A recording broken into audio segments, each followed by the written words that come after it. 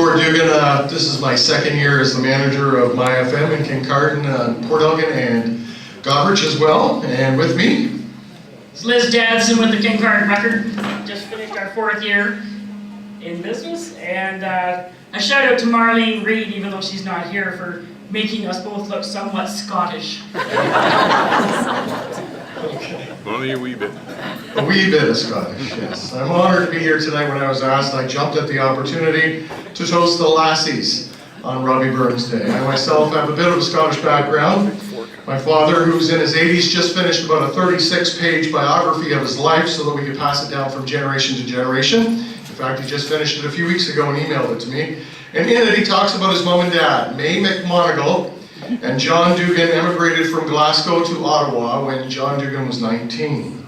He worked on a farm and my mother cleaned houses in Ottawa until he found out there was good paying jobs in the mines in Sudbury. So he packed up his things and he went to Sudbury and earned the big money of $40 a month. And in fact, they didn't have much money back then and lived in the poor side of the tracks in Sudbury. And May McMonagle ran the household and she cooked oatmeal every day for breakfast. Every day. My dad's name was Robert and his brother's name was Bruce. Maybe they were named after Robert the Bruce, I don't know. But Robert decided one day, I've had enough of this porridge, I'm not going to eat it. So May McMonagle said, that's fine. She took it away, off you go.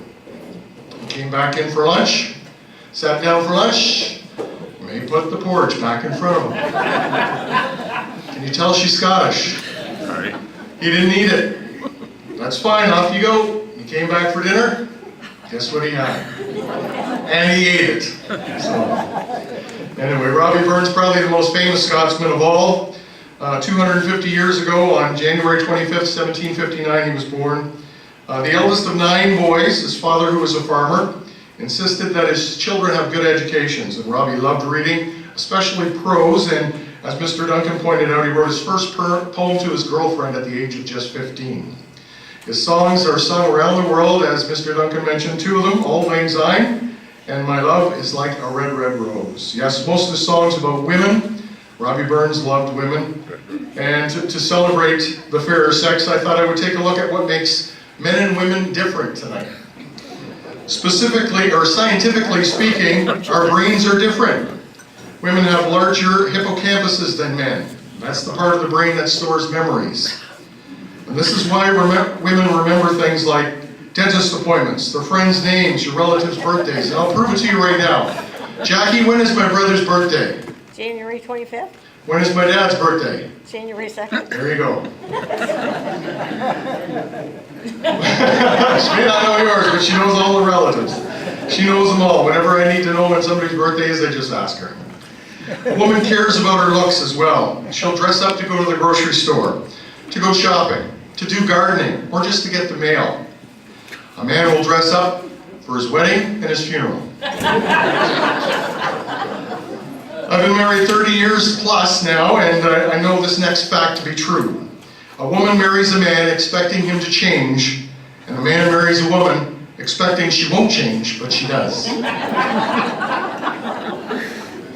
When women go to lunch, they call each other by name, Laura, Susan, and Sarah.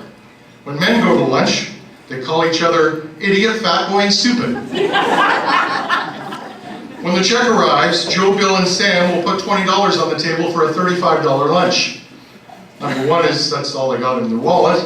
That's all the wife gave them. Number 2, they don't want to bother with the tip and try to figure it out. So they just put the 20 bucks on the table. When women go to lunch, Laura, Susan, and Sarah get the bill. They take out their calculators and figure out what each one owes. A little bit of a difference there. A man will pay $2 for a $1 item he needs now. A woman will pay $1 for a $2 item she doesn't need, but it's on sale. And last but not least, a woman will always get the last word in an argument. Any word a man says after that is the start of a new argument.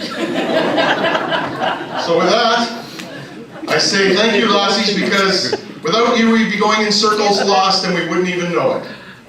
Ladies and gentlemen rather, let's your glasses stand at attention, please, and let's have a toast to the Lassies. To the Lassies. Aye.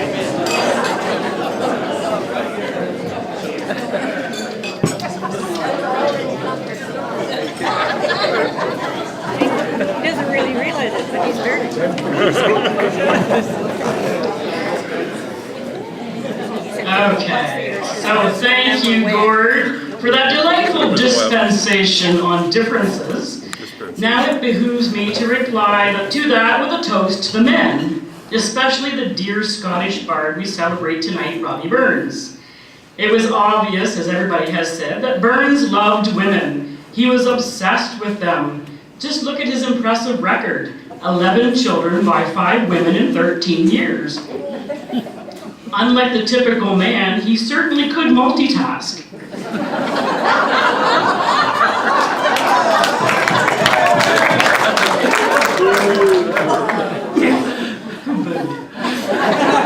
Especially if it was something important to him.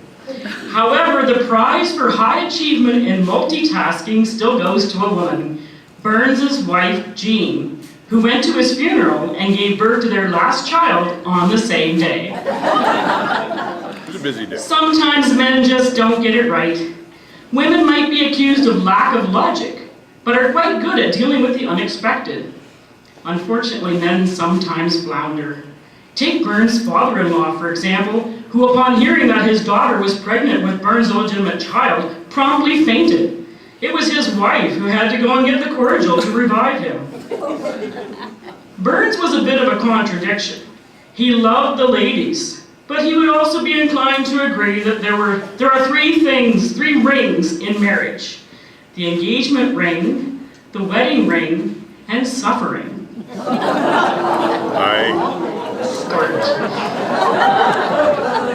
However, of wedding rings he wrote, "She asked why wedding rings are made of gold. I ventured thus to instruct her. Why, madam, love and lightning are the same. On earth they glance, from heaven they came. Love is the soul's electric flame, and gold its best conductor." Despite his faults, Burns is a wonderful example, even 260 years after his birth, of what women want in a man. He not only wrote wonderful poetry, but he was honest with it too. We women know our faults and don't mind having them pointed out to us with good humor. Ultimately, despite all their shortcomings, it would be a poorer world without men. If nothing else, we need someone to boss around. And your little foibles are usually why we like you so much. As Burns himself said, a man's a man for all that. So although it pains me to do so, I'm going to give the last word to a man, the man of the hour, Robbie Burns, before we toast the laddies. It's Burns who gives the best picture of the perfect harmony of men and women getting along in this poem. "We will big a wee wee house, and we will live like king and queen. Sae blithe and merries we will be, when ye set by the wheel at e'en. A man may drink and no be drunk, a man may fight and no be slain. A man may kiss a bonny lass, and I be welcome back again." So please stand and let's give a toast to the laddies. All right.